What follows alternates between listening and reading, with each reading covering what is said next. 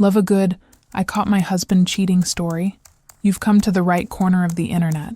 Drop a like and subscribe for your regular dose of relationship drama. I help people save their marriages for a living. I sit across from couples who have broken each other in every way imaginable, and I guide them, steadily, professionally, with evidence-based frameworks and carefully measured empathy, toward something survivable. I am good at my job. I have been told this many times, by colleagues, by clients, by the plaques on my office wall that I stopped really seeing years ago. I say this so you understand the particular cruelty of what happened to me. Nathan came home from Chicago on a Sunday morning. Owen was asleep. The light through the kitchen curtains was pale and uncertain, the kind of November light that can't quite commit to the day. Nathan set his keys on the counter, kept his coat on, and stood in the middle of our kitchen like a man who had rehearsed something and was no longer sure of his lines. He told me everything. A business trip, 4 days, a colleague he'd been talking to for months, late calls, long messages, the kind of slow emotional drift that doesn't announce itself as betrayal until it already is one. Then a team dinner, too much wine, a hotel corridor, a door. He said it happened once. He said it meant nothing. He said both things in the same breath and then stopped, because he was honest enough to understand the contradiction. I didn't scream. I didn't throw anything. I sat down on the kitchen floor, just folded onto the cold tile, and stayed there while Nathan stood above me, coat still on, not touching me, because he understood, at least, that touch was no longer his to offer freely. Owen came downstairs an hour later and found us in the kitchen, Nathan with red eyes, me with a coffee I didn't remember making. Our son looked at us with the careful attention of a child reading weather he doesn't have words for yet, and asked if we were having pancakes. Nathan said yes. I stood up and got the mixing bowl. That was the moment I split into two people, the mother making pancakes and the woman on the kitchen floor who never quite got up. I've been living as both ever since.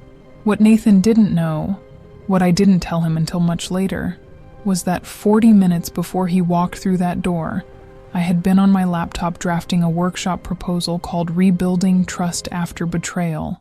I finished it the following week. It's one of my most requested programs. The question everyone wants to ask but won't is, why did you stay? Here is the answer I've never said out loud.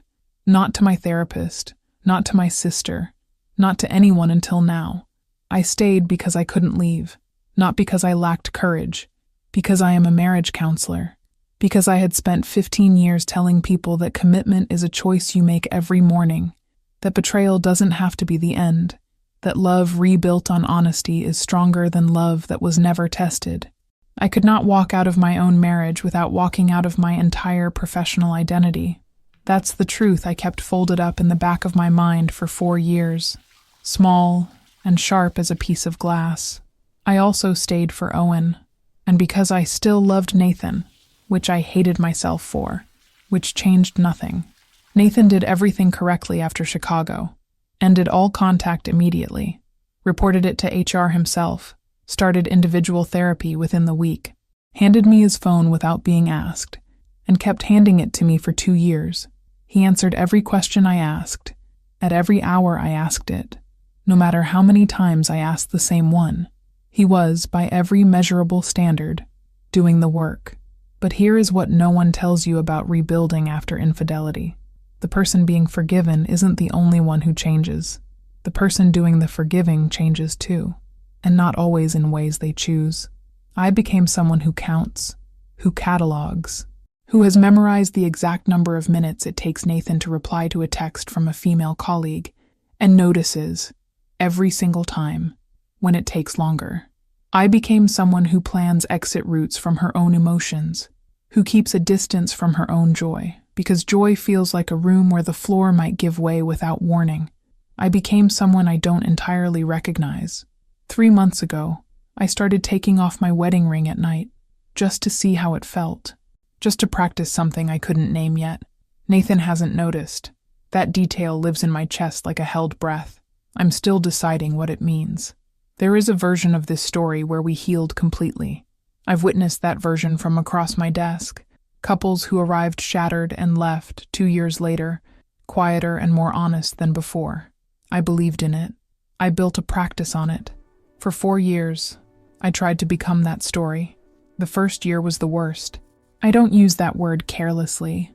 I have sat with people through genuine grief, loss, crisis, devastation, and I still say, that year was the worst of my life.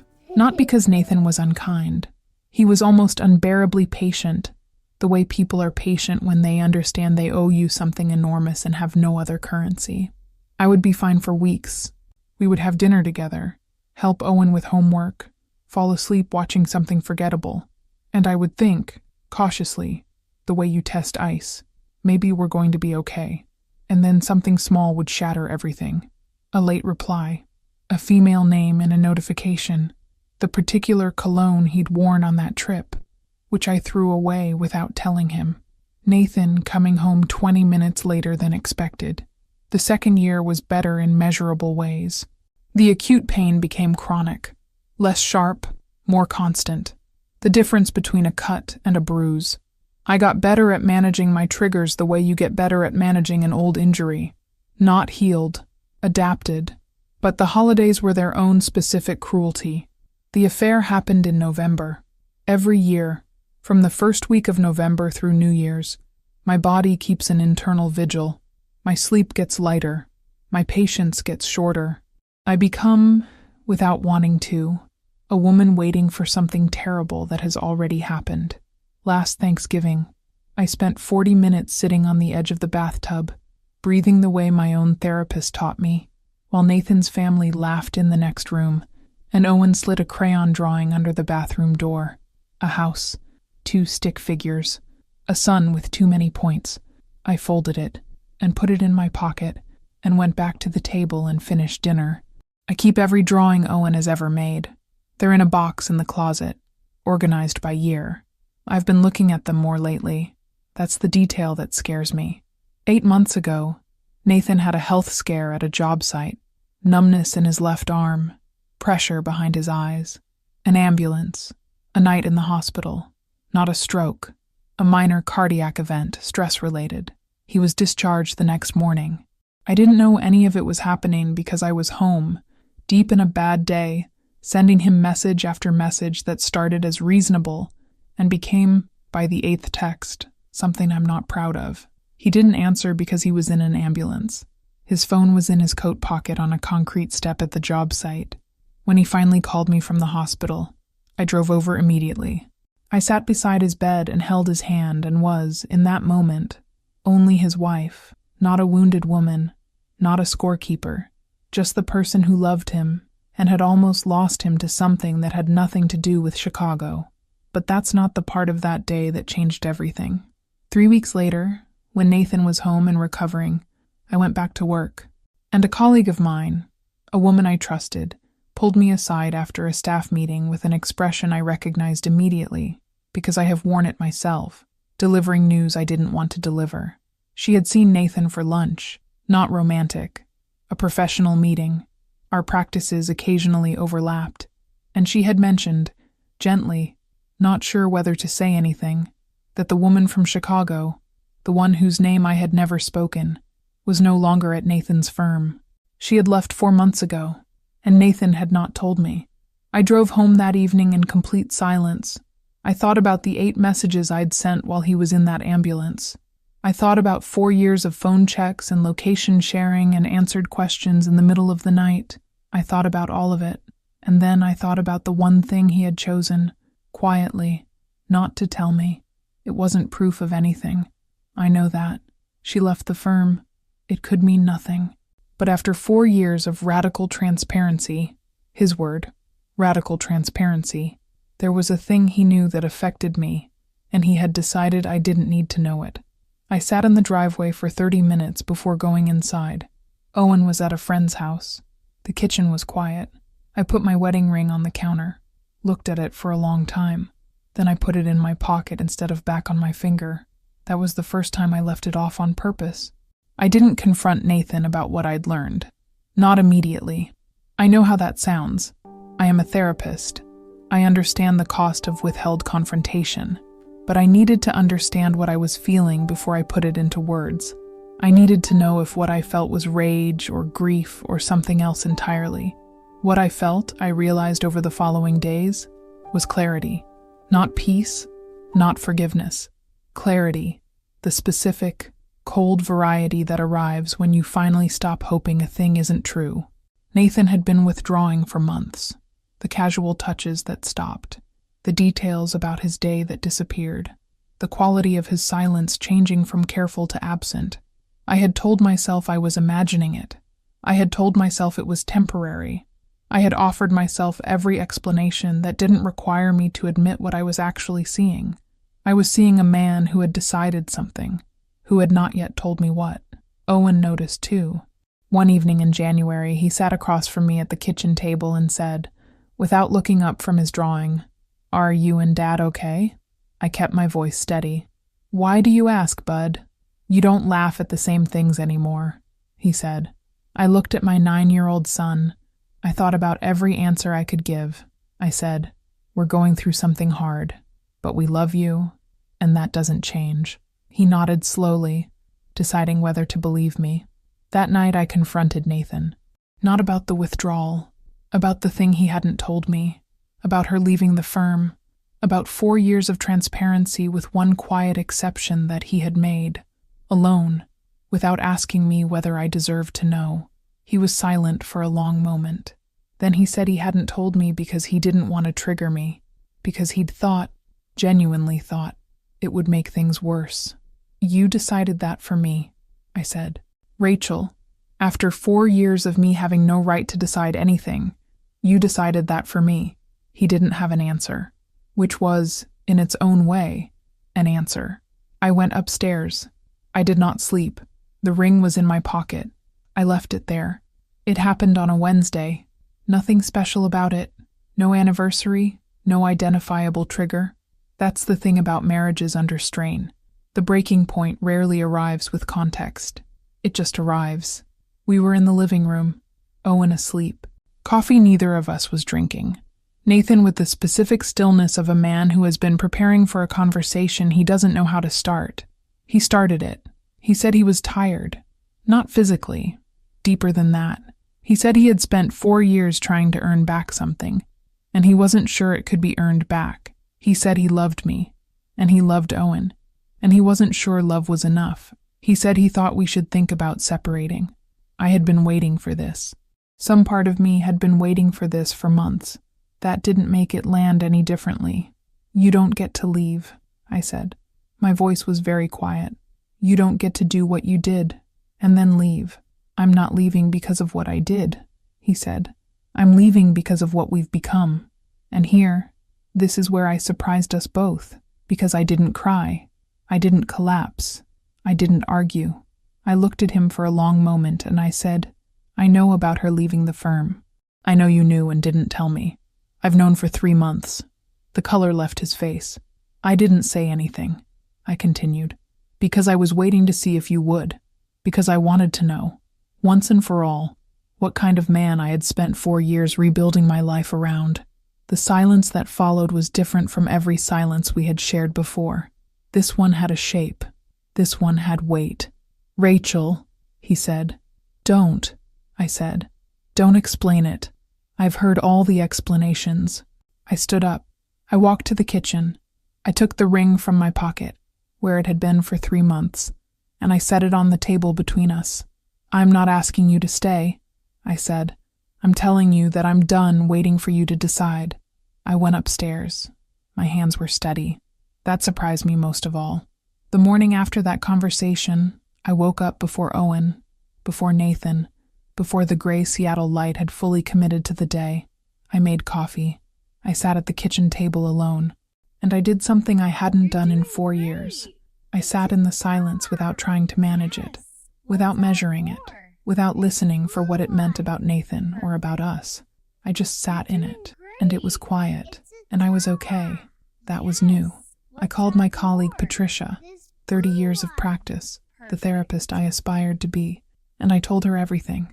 Not the careful, clinical version, the real one. The part where I admitted I had stayed partly out of pride. The part where I acknowledged I had used Nathan's guilt as leverage, not always deliberately but reliably. The part where I said out loud that I was not sure anymore whether what I felt for him was love, or the calcified memory of love, or simply the terror of an empty house. Patricia listened without filling my pauses. When I finished, she said, "What do you want, Rachel? Not what's right. What do you actually want?" I had been asking that question about everyone except myself for 4 years. "I want to stop feeling like I'm waiting for the next thing to go wrong," I said. "That's not nothing," she said. I drove home differently that day, slower, noticing things, the water, the light, the city I'd stopped seeing because I'd been too busy watching Nathan. That week I did 3 things. I called a lawyer, not to file anything, just to understand my options, just to know that I had them. The simple act of making that call, of sitting across from someone who spoke to me as a person with agency, rather than a wound with a history, changed something in my posture. I sat up straighter, leaving that office than I had in years. I told Owen the truth, a version appropriate for 9, but the truth, that sometimes adults have to make hard decisions, that both his parents loved him without condition, that hard didn't mean broken. He cried. He asked if it was his fault. I held him and told him, clearly, directly, without euphemism, that it was not even a little, not even close. And the third thing, I went back to work, and I sat across from a couple, married 11 years. One of them had betrayed the other, both of them exhausted and frightened, and showing up anyway. And I guided them with more honesty than I had ever brought to that chair before, because I finally knew, from the inside, what I was talking about. The ring stayed on the table where I'd left it. Nathan hadn't moved it. I didn't move it either. Nathan and I had a final conversation on a Sunday morning. Owen at a friend's house. Coffee between us. No performance left. He said he hadn't stopped loving me. I believed him. He said loving someone and building a life with them weren't always the same thing. I believed that too. He said the person he'd become over 4 years, careful, apologetic, perpetually braced, wasn't someone he recognized anymore. He said he missed himself. I let him finish. Then I said, "I have something to tell you." He waited. "I spoke to a lawyer," I said, "not to hurt you, because I needed to stop being someone who only reacts to what you decide. So I'm telling you now, I've made arrangements. I understand my options. Whatever happens next, I am not waiting for you to choose." He stared at me. I continued, "I also want you to know that I understand my part in what we became. I used your guilt. Not always on purpose, but I used it, and I'm sorry for that. Genuinely. Rachel, I'm not finished," I said, calmly. "I forgive you. Not for you. For me. Because I am done carrying Chicago. I am done letting November be something I survive instead of something I live through. I forgive you, and I release you, and I release myself." The silence that followed was the cleanest we had shared in 4 years. He looked at me the way people look when they expected a storm and received something they don't have a word for. "I don't know what to say," he said. "You don't have to say anything," I said. "That's the point." I picked up my coffee. Outside, rain on the windows. Owen would be home in 2 hours. I had a session at 3 with a couple I genuinely believed could make it. For the first time in a very long time, I felt like myself, not the woman on the kitchen floor, not the woman counting minutes and managing silence and practicing taking off her ring. Myself, whatever that was going to mean now. Nathan moved out on a Thursday, not dramatically. No slammed doors, no delivered speeches. He packed 2 suitcases and a box of books, and said goodbye to Owen in the kitchen with the steadiness of a man determined to do at least this part right. Owen hugged him for a long time. Nathan met my eyes over Owen's shoulder and I nodded, which was everything we needed to say. After Nathan left, Owen and I sat on the living room floor and built a Lego set he'd been saving for a special occasion.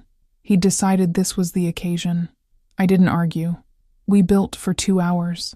Owen talked the whole time, about his friend Marcus, about a teacher he found confusing, about whether sharks dreamed. I answered every question. I was completely present for every single one. At some point, he leaned against my shoulder without stopping what he was saying, the way children do when they're not making a statement, just existing close to you. And I thought, this is real. This is mine. This is the part that was never at risk. I had been so focused on what I was losing that I had almost missed what I still had. The ring was still on the kitchen table. Later that evening, after Owen was asleep, I picked it up. I held it in my palm, this small gold circle that had meant so many different things over 11 years. Promise, proof, weapon, habit, question.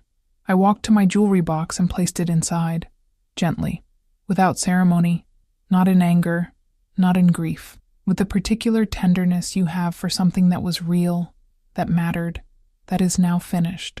I closed the box.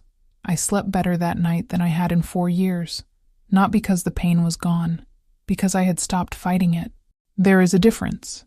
I understand it now in a way I could never have taught before. Here is what nobody tells you about surviving the end of a marriage. You do not emerge from it the same person who entered it. You emerge as someone built from the remains, which sounds like a loss and is actually, if you do the work, something else entirely. Nathan and I are separated, civilly, carefully, with a shared commitment to Owen that has not wavered. We have coffee occasionally. We discuss logistics, schedules, the small bureaucracy of 2 lives that were genuinely, for a long time, constructed together. It is strange. It is sad.